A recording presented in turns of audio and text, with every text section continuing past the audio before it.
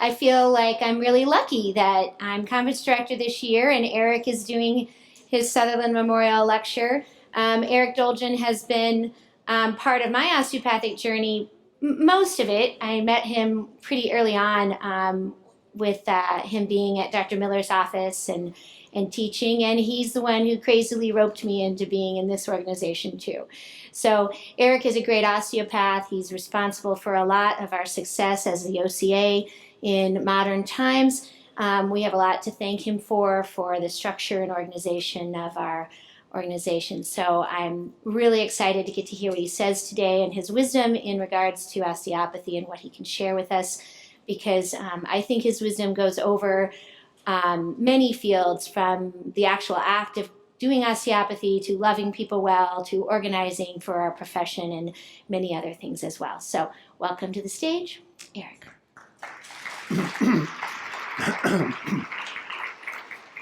Thank you, Dr. Corinne, President Binkard, members of the board, and fellow physicians. Now, the first thing I want to say is thank you.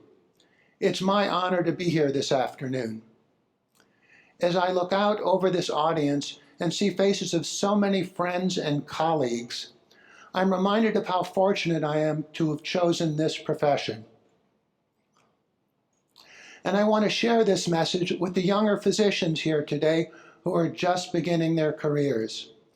Osteopathy will challenge and bring you enormous rewards as you guide your patients towards health. My sincere hope is that you will find the same rewards and challenges in taking over leadership roles in this vital organization. I've spent most of my career, the past 33 years, hammering out ideas with many of my colleagues in countless board and committee meetings. My colleagues can be eccentric, uncompromising, brilliant, and yes, sometimes even difficult. We all know who the difficult ones are. Good thing you didn't look up.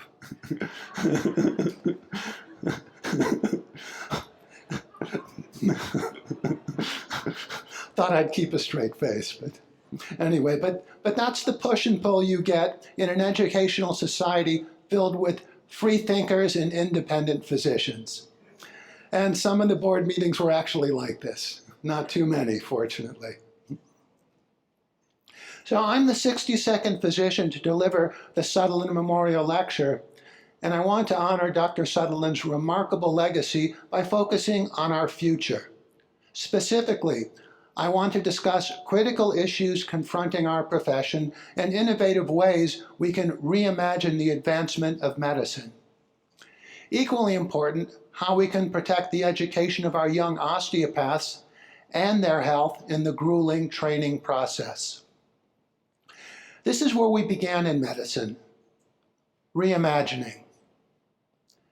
Dr. Sutherland was an unparalleled genius and a medical pioneer. Patients' lives have literally been transformed by his groundbreaking concepts.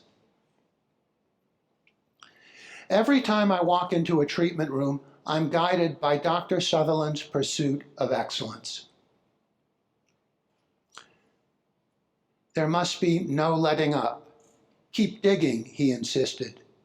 To the digger who will take the time to dream, and the dreamer who will wake up and dig, the science of osteopathy will unfold into a magnitude equal to that of the heavens. The sentiment, keep digging, is what inspired me to center my lecture today around issues facing our profession. I'm confident that if we all work together, if we keep digging, we can reimagine ways to teach and practice medicine while preserving and protecting this 145-year-old medical system.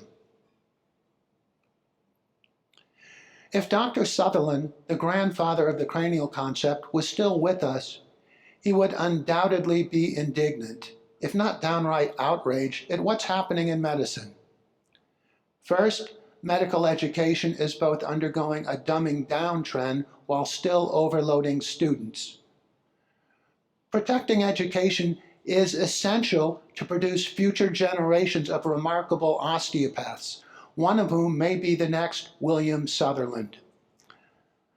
But how can we hope to train high-caliber physicians when medical schools are degrading admission standards and the curricula?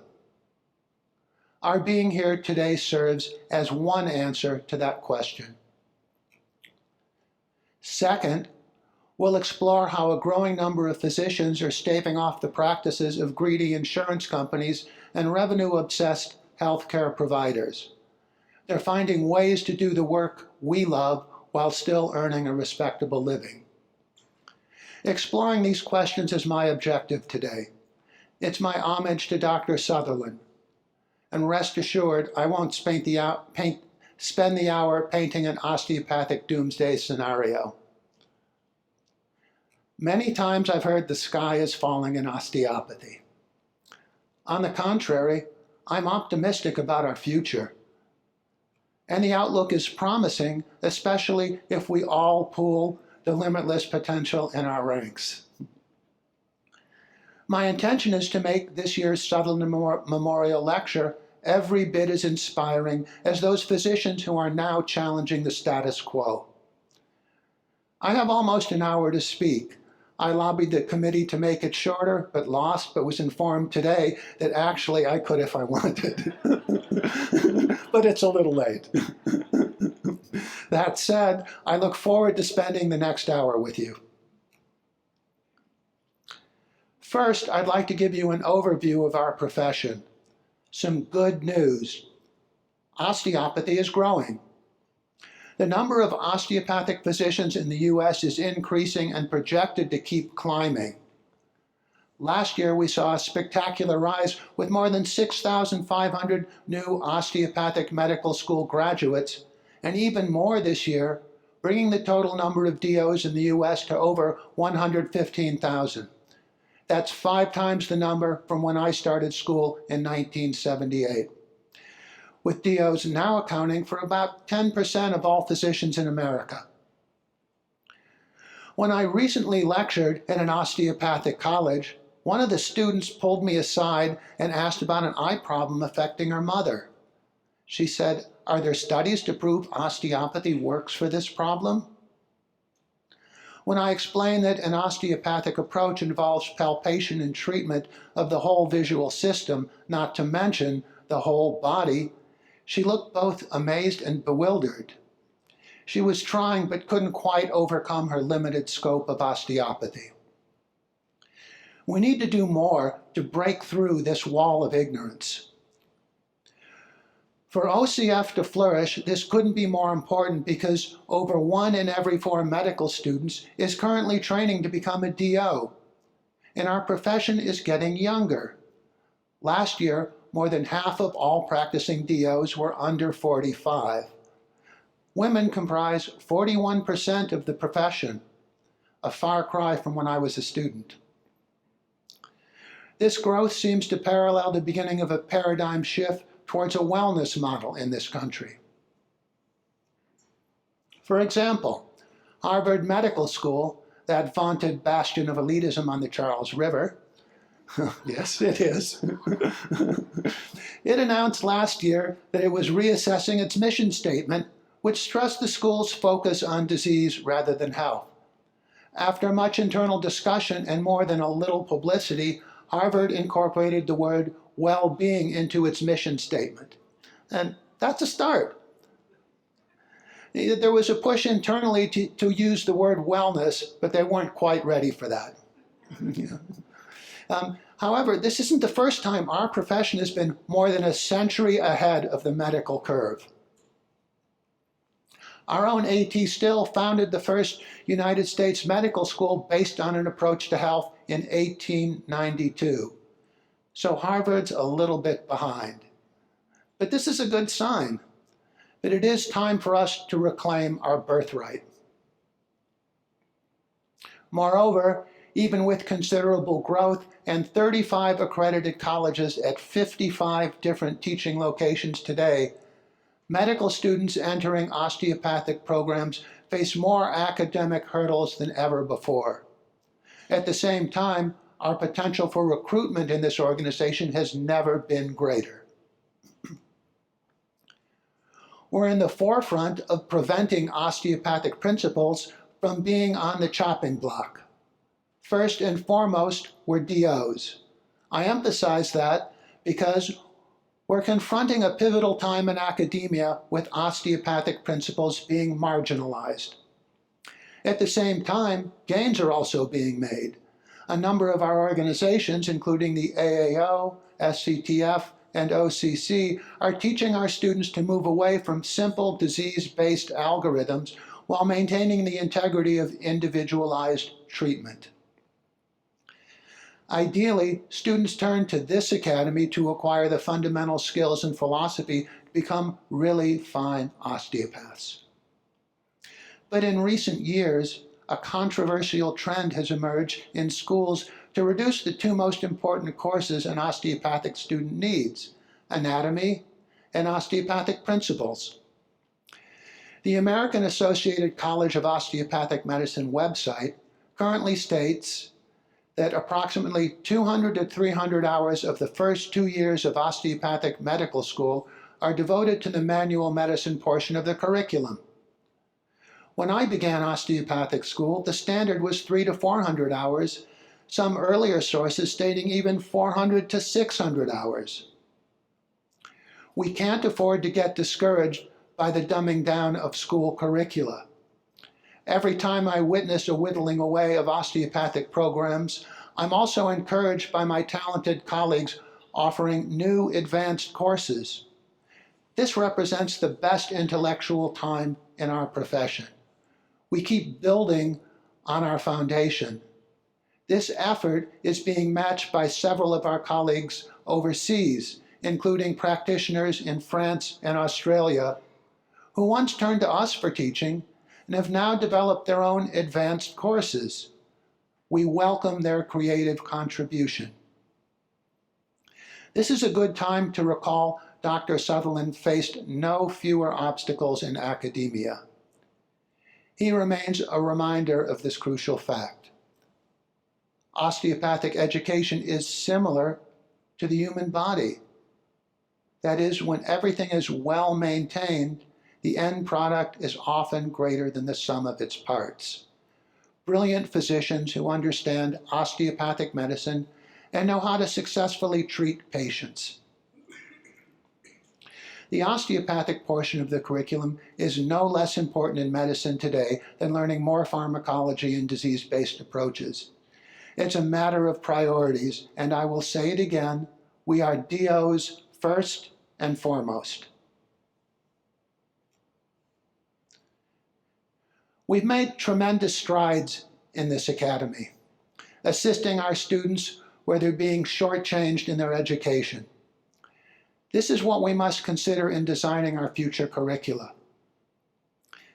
In the mid-1990s, for example, Western University required a 6-month course in anatomy and 40 hours of training in OCF.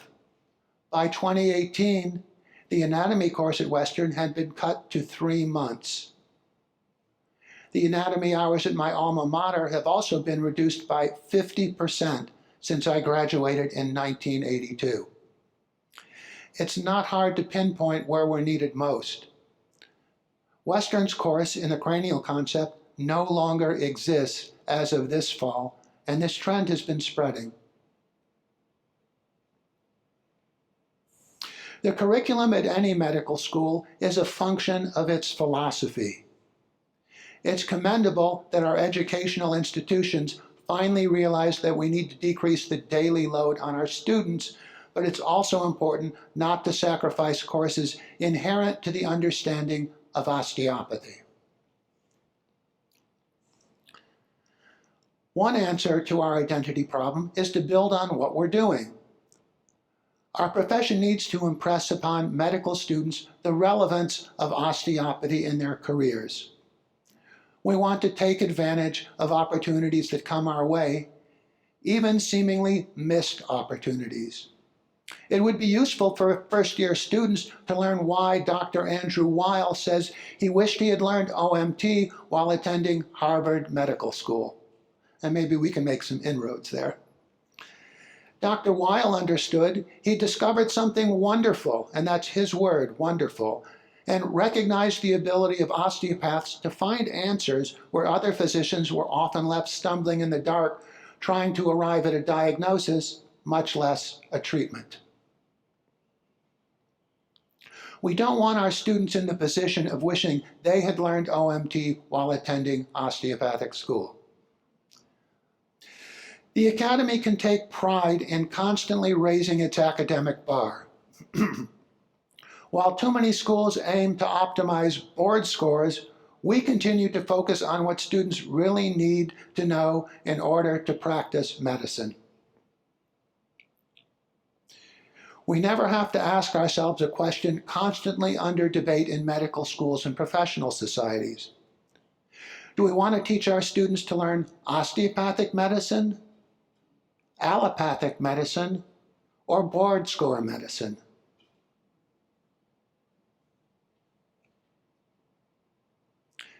Many of the senior physicians here enjoyed a medical school curriculum that provided the requisite skills to immediately start an OMT practice. I can't imagine having received less training, especially in light of my own learning curve. I still remember my first OMT lab at Ohio University. It was 1978. The school was nearly brand new. I was in just the third class. We had to perform our first spinal palpatory exam and to discuss our findings, while my classmates all excitedly shared what they felt. I decided to remain silent because I couldn't feel much of anything and was too embarrassed to say so. I persevered, and towards the end of my freshman year, I took an elective class in OCF taught by Dr. Tony Chila. It ended up transforming my approach to medicine. Lying in bed one night, with my hands behind my head and drifting off to sleep, I suddenly felt my head moving in my hands, that is, my own inherent motion. I had an epiphany and finally experienced a glimmer of what Dr. Sutherland was talking about. Dr. Chila was one of my first mentors. He was the type of academic taskmaster who would grumble about students not working hard enough or being spoon-fed information. And that was back in the late 1970s, when academic standards in this country were highly respected around the world. No one was going to advance on his watch without proper training. Students had enough sense not to complain to Dr. Chila about learning OMT. He wasn't there to coddle, but to teach. He didn't care about their sensitivities. He cared about them becoming highly skilled physicians. We can't rush students through a medical education, pushing shortcuts for treating patients in order to meet projected economic or academic targets. Dr. Chila successfully upgraded the OMT program, which serves as a great model today. Ideally, our programs would take a pure osteopathic approach. Instructions would be individualized for each student, allowing them to learn at their own pace. They would take exams when they felt ready and confident that they'd reach proficiency in a subject. Competency-based learning. Though medical school might take 4 years to complete for some, graduates would know the material. Moreover, it would undoubtedly reduce the burnout and pathological levels of depression and anxiety that are now epidemic among our medical students. It would also stagger the influx of graduates into hospitals upon completion of medical school, avoiding the July effect associated with new residents. A.T. still leaned towards this approach in his teaching. He wouldn't let his students advance until they mastered anatomy. Dr. Still wanted a guarantee of quality for his students. It allowed them the requisite time to master what was necessary to become a D.O. This approach is being explored again, called time variable competency-based learning, where time is the variable rather than the amount of learning being the variable. Though it can't replace everything in a curriculum, it can greatly enhance it, and it's economically prudent. Dr. Still was such a brilliant educator that we must strive to return to his basic model. He insisted on his most highly skilled physicians teaching anatomy and OMT to maintain the standard of excellence. He wasn't just a brilliant physician, but an accomplished administrator. We must continue to prove ourselves resourceful in increasing academic standards. I'm very proud that the Cranial Academy is at the forefront of advancing the educational quality in our profession. We keep raising the bar. The Academy now essentially offers a tiered curriculum in OCF, beginning with our introductory course. This is something I insisted on in my presidency, and the outstanding quality of the course material offered under our umbrella is spelled out in its titles. The next step, the cranial base, the fluid body, pediatrics, the cranial nerves, orofacial development, midline 1 and 2, ophthalmology, and the brain series of courses.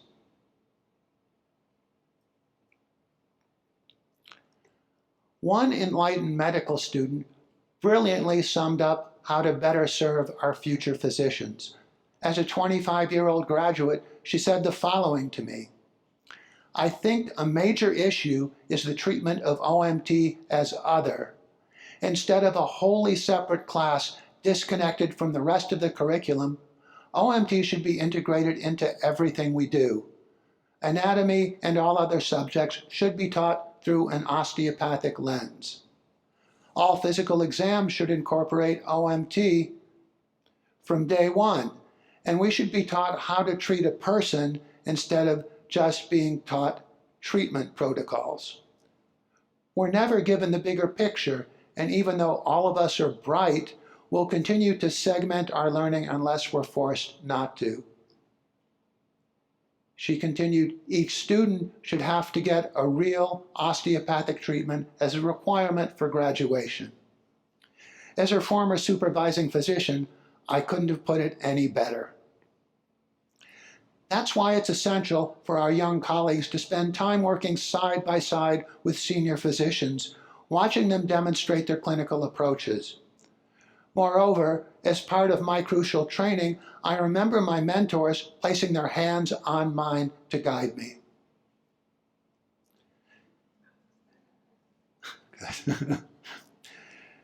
During a rotation my senior year with Dr. Robert Fulford, who had become the most important mentor in my career, I recall seeing his hands flying off a patient's body several times during a treatment. I wasn't sure what to think, and he explained to me that traumatic forces in the body were suddenly releasing. Well, those types of profound changes were matter of fact with Dr. Fulford. Of all my great mentors, Dr. Fulford was the most gifted and humble osteopath I've ever known. When he traveled, he brought only his notes, toiletries, and underwear in his briefcase because, he said, that was all he needed.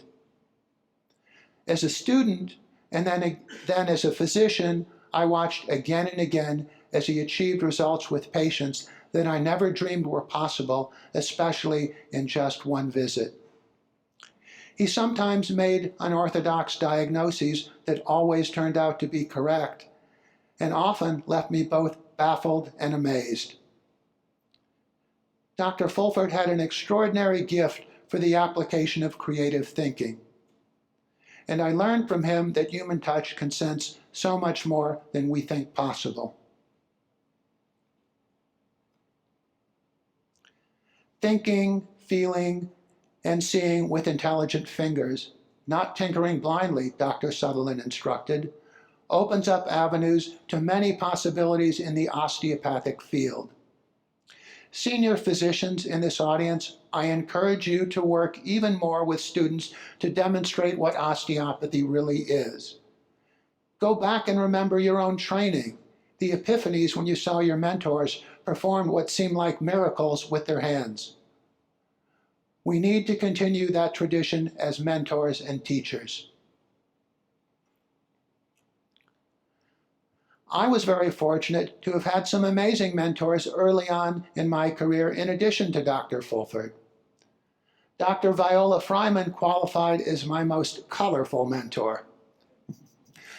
She was known for her indefatigable work ethic, and her student doctors were not exempt from this strenuous schedule. When I was unable to sufficiently answer a question as a student doctor, I was ordered by Dr. Fryman to read Gray's Anatomy. Anyone who's ever worked with Dr. Fryman understood her timeline of not wasting a second and going beyond your limitations. She was my supervising physician during a 2-week rotation in 1981 at her Little Yellow Cottage, her clinic in La Jolla. Her reputation as the matriarch of osteopathy was anything but warm and cuddly. She had a gift for intimidating doctors into excellence. She personally designed and ran the first osteopathic principles curriculum at Western University. I can remember as a faculty member there, making certain every entering freshman had a structural exam and the students in need were directed for treatment. Dr. Fryman's reputation for having once directed a program well known for its effectiveness and academic excellence is known everywhere. These two legendary osteopaths, and so many others, guided me and generously gave of their time. They inspired me to choose the path I've never diverted from for the past 38 years. My message to new D.O.s in this audience: train with physicians who will show you the power and skill set of osteopathic medicine to transform patients' lives. Sometimes that will mean even making a nuisance of yourself. For instance, Dr. Elliot Blackman asked me 38 years ago, "Why do you keep calling me?" Yeah. I'd been trying to reach Dr. Blackman by phone, but he didn't call back. So when I ultimately moved to California, I found a way to meet Dr. Blackman as a patient in his office. This evolved into a series of invaluable learning sessions. Nearly 4 decades later, Dr. Blackman's medical insights still inspire me. I was in awe of his diagnostic acumen and ability to solve recalcitrant problems. At a critical time in my career, Dr. Blackman gave me what I needed most as a novice physician: his time. The themes I'm addressing here today all stem from what can be done to advance not just healthcare, but osteopathy. More than any previous generation of doctors, we must learn to think differently to retain our love of medicine. I don't have any magical solutions for these systemic problems within the healthcare system, short of rebuilding it from the ground up, which I wouldn't mind doing. But I do want to impart some much overlooked but effective alternatives with you that are cropping up in this country. I'm talking about innovative new healthcare models and grassroots movements emerging as a viable alternative to the status quo. They're a vibrant resistance of everyday Americans seeking an affordable way to stay healthy, and physicians who refuse to surrender to the oppressive bureaucracy of managed healthcare. And they're starting to make inroads against the morally bankrupt industries threatening the practice of medicine. One of the most important new walk-away movements has been launched by communities offering health shares. They give patients an alternative to the skyrocketing costs of federally mandated insurance. The groups are designed to remove that labyrinth of bureaucracies eating away at medical costs and allow families to maintain coverage without going bankrupt. This walk-away movement was started in churches enrolling a modest number of congregants, 160,000 in 2014, but is now an alternative to traditional health insurance. Typically, members make an affordable monthly contribution online, which is matched to a medical need within the group. The monthly share is then used to pay for the health needs of other members. The religious groups weren't prepared for the staggering number of participants interested in opting out of standard coverage, now numbering a few million according to the Alliance for Healthcare Sharing Ministries. The number of enrollees keeps surging monthly. Participants are very aware that the ministries market the health share as a non-insurance company. That said, they often restrict membership to applicants willing to take responsibility for their health. Smokers, substance abusers, and people who are obese are often not accepted. I'd like to stress I'm not endorsing health shares for everyone, but in the spirit of full disclosure, I've joined the group of hundreds of physicians in this country, along with millions of their patients signing up with health shares. In addition, I joined a medical malpractice co-op, which is owned and managed by physicians, built on the same altruistic model. Physicians watching each other's backs translated into my malpractice rate dropping overnight by a stunning 65%. That was a decade ago, and my rates remain drastically below the standard rates today. When I was president of the Academy, I wanted to take advantage of our statistically insignificant lawsuit base. We started to negotiate for an in-house malpractice carrier, and suddenly we were watching outside carriers start lowering their rates. These were the same malpractice companies that originally refused to recognize the uniqueness of our specialty.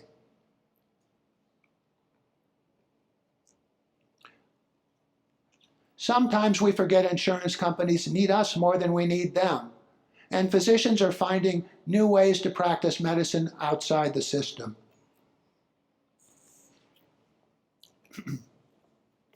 Dr. Pamela Weibel had 6 jobs in 9 years before she decided to walk away from managed care 13 years ago.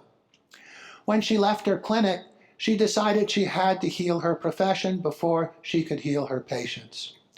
So she came up with an idea to hold town hall meetings and invited her community to design their own clinic. Dr. Weibel, who's sometimes called America's leading voice for ideal medical care, also sparked a national movement in which citizens design their own ideal clinics. Open since 2005, Dr. Weibel's model is taught in medical schools and was featured in Harvard School of Public Health's textbook, Renegotiating Healthcare, which examines major trends with the potential to change American healthcare.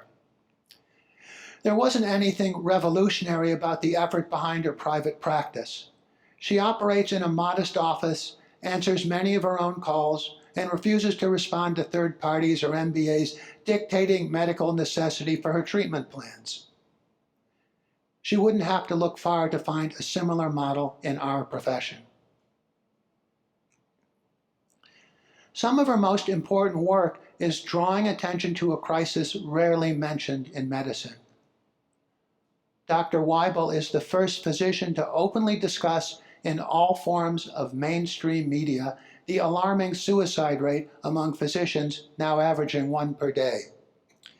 She made headlines for compiling data documenting doctors most at risk and what can be done about it. Her advice on healing the healers is now being considered by physicians globally. Dr. Weibel's website is being accessed by tens of thousands of doctors, students, and educators. This family physician has come up with her own physician Bill of Rights. Using herself as an example, Dr. Weibel is providing colleagues with practical guidelines ranging from stopping exploitation of physicians in managed care to preventing abuse of medical students in training. The point of bringing up Dr. Weibel's noble campaign is to encourage you to consider options and, at the very least, recognize that a movement is abreast and you have alternatives. Those alternatives are well known to many of the physicians in this room. There are other momentous changes taking place in medicine. I believe we're at a pivotal point in medical care, with more people now scheduling appointments with integrative physicians. JAMA puts that number at a surprising 69% in a survey last year. The report debunks the theory that patients primarily turn to integrative or other practitioners or other systems of medicine because they've run out of options with allopathic treatment. The new perspective is that patients are better educated and want care that's more preventive, health-focused, and less reliant on medication. And they're picking treatment based on such fundamentals as values, beliefs, and philosophy about life and health. This attests to the reason many of our senior colleagues have patients waiting to see them for 6 months or more for an initial visit. Yet there's no denying that virtual medicine encounters have substantial patient support. A recent survey found that healthcare consumers' expectations for convenience, affordability, and quality are redefining how they engage at each stage of care.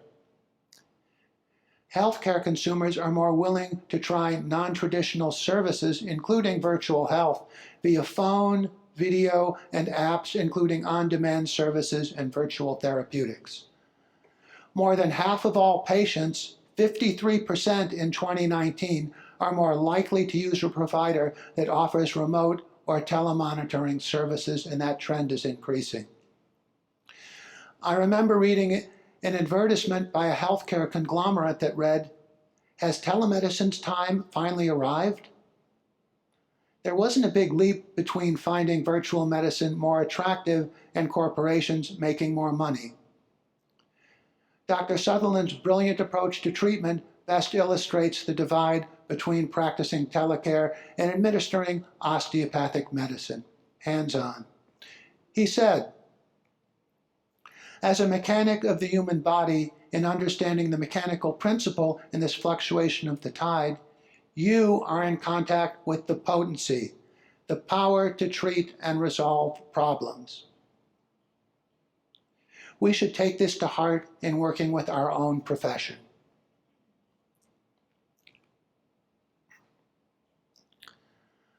I've always been fascinated by what leads someone to become an osteopath. I remember being in the audience at other Sutherland Memorial Lectures and hearing those accounts firsthand. And today, I'd like to share my story. At the age of 5, I announced to my parents that I wanted to be a doctor. To their credit, my parents were always very supportive of that goal. What Jewish mother wouldn't be?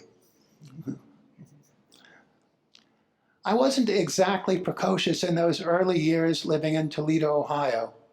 In fact, I struggled in kindergarten. I think it was in part due to the meds I was given for allergies and later for asthma, which led to a kind of mental haze. At one point, my kindergarten teacher even wanted to hold me back, but she decided to allow me to advance because my older sister had been such a good student. And I'm eternally grateful, by the way. But what I may have lacked in early academic achievement, I made up for with determination. I loved the sciences and even found my doctor visits interesting. It gave me a chance to see medicine in action. I remember in grade school when I needed sutures numerous times, I insisted on watching the whole procedure. As the years went by, I was determined to never let health issues stop me. I became involved in athletics. My academic and athletic training, both in high school and college, refined and intensified my focus. I was fortunate to attend one of the best prep schools in Ohio, and my teachers were very demanding of their students. The summer after my sophomore year in college, I cycled cross-country to Northern California to visit relatives. For me, cycling was a mix of meditation, exercise, and relaxation. On long rides, I never felt alone.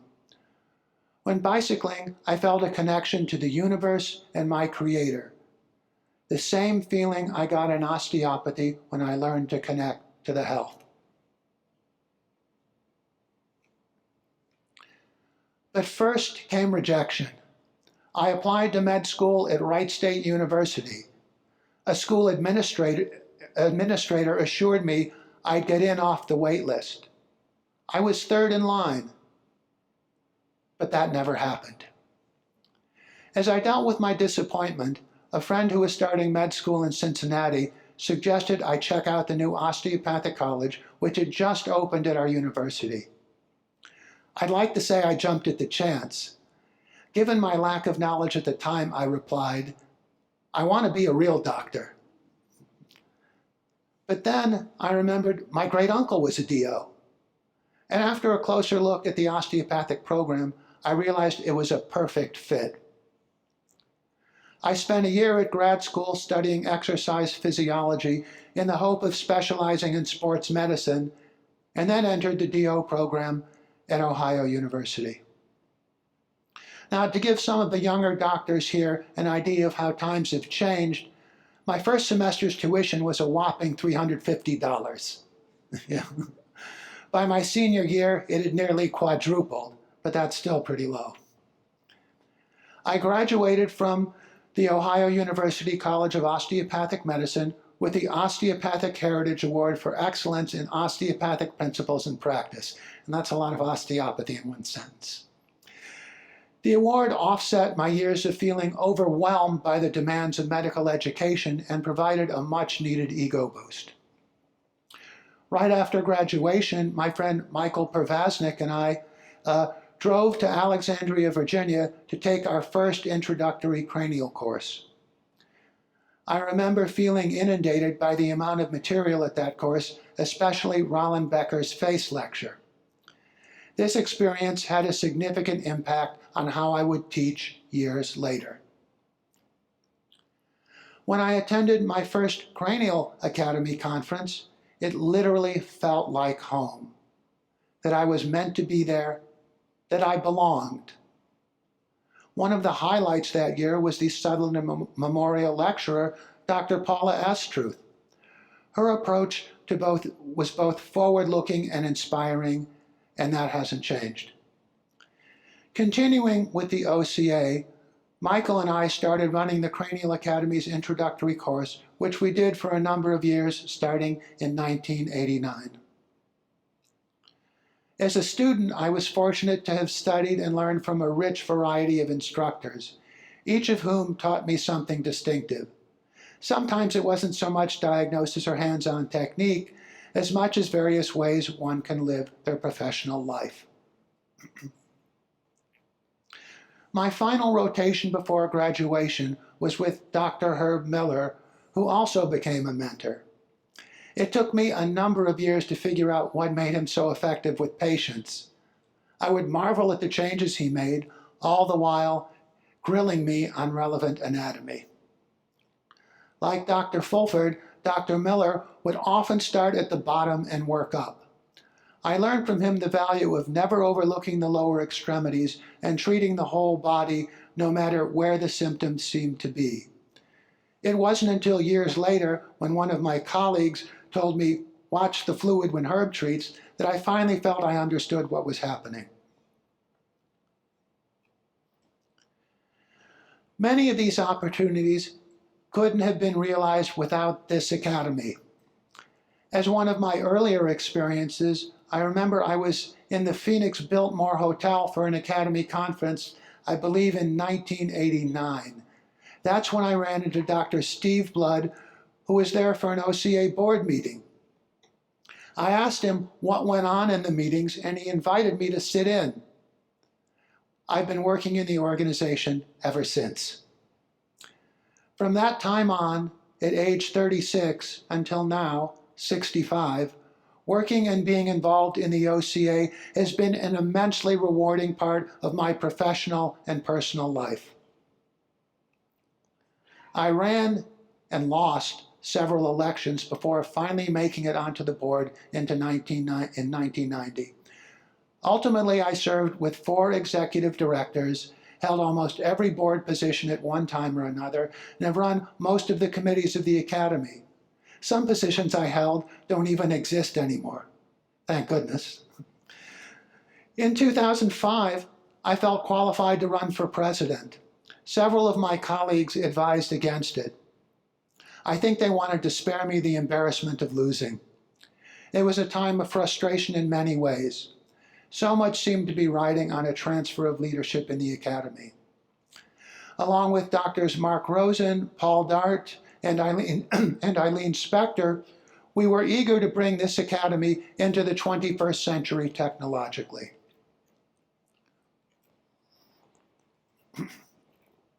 We wanted to launch the OCA's first online physician finder and reach out to patients with an up-to-date website. At the time, anyone calling the Academy for a physician referral was told to send in a self-addressed stamped envelope along with a $5 processing fee. Yeah. Today, we routinely receive patient inquiries from all over the world via website and online communications. I feel strongly that we need to expand and capitalize on technology for our future so we can grow as a profession and address the realities of life of our younger physicians. I welcome any and all suggestions for the best use of digital communications and social media to reach more physicians and patients. Many of us in this room have opted out of assembly line medicine. We've had the luxury of starting out in an affordable medical environment. Currently, we've built our practices and get by on our reputations. That path is becoming harder for our new physicians who may set up their offices and confront a more difficult economic environment. So, in the spirit of fellowship, I'd like to offer a few tips to beginners on what they can do to help them building their skills. So this is my top 10 list for everyone who's new. 1, understand anatomy on both a physical and energetic level, and that includes embryology. Never stop pushing your sense of touch. The more you use diagnostic touch, the larger the area of brain devoted to it and the more you'll sense. Be patient. It takes years to develop expertise. It's not going to happen overnight. Never stop working on yourself. Utilize modalities that will increase your level of health. The better your mind and body are working together, the easier it is to diagnose and treat. Keep an open mind and learn how other systems of medicine address health and disease. Outside of my original allopathic and osteopathic education, I've been trained in homeopathy, endobiogeny, have some background in functional and herbal medicine. More recently, I've studied biogeometry and vibrational medicine. In other words, never stop learning. Knowledge only contributes to your osteopathic proficiency. You need health to effectively guide others to health. Adopt the lifestyle you would expect your patients to have. Feed your body high-quality food. Get a full night's sleep and proper exercise. Remove enough stress from your life to function well. Keep a focus on your ultimate goal. Write it down, keep it on your desk, hang it on the wall. Find a spiritual practice that works for you. As Dr. Sutherland said, be close to your maker. Dr. Fulford believed we should give 10% of our time to spiritual practice. I prefer to calculate it in waking hours. So that's 1.6 hours a day, and I'm not quite there yet. And last, have fun. If you don't like the way your work's set up, change it. Who wants to go through life unhappy? One of my students once asked me, how can I develop a loving touch like yours? It prompted me to stop and think. To me, a loving touch comes with practice, being present and in a neutral space while getting in touch with that divine spark inside you and inside your patient. That ensures that you can come from a loving place. As I look out at this audience today and see so many people I know, what strikes me is the unbreakable bond we share, the pure joy of being an osteopath and practicing our brand of medicine. While much of medicine has been taken over by technology, our profession remains human-centric. We understand how to use our hands to see and correct the body's health deficiencies. It's something that will always bind us together in a deep, profound connection with humanity.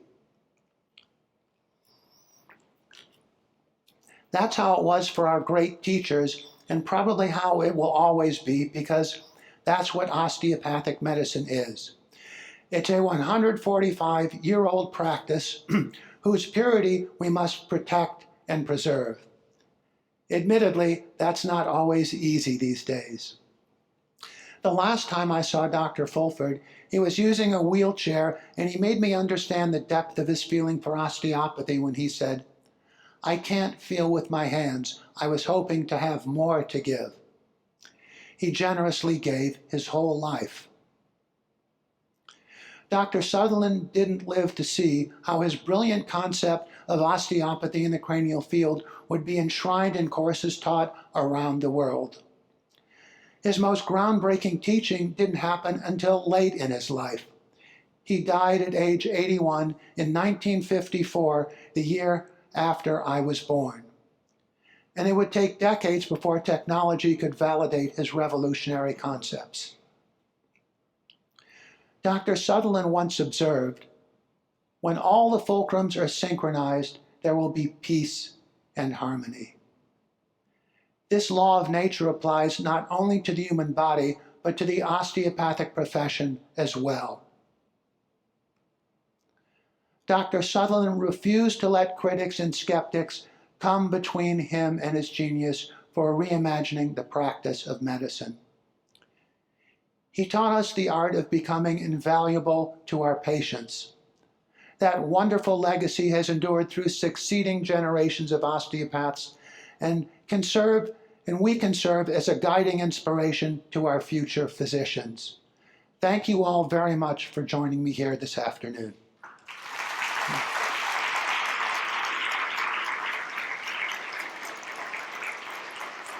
Thank you.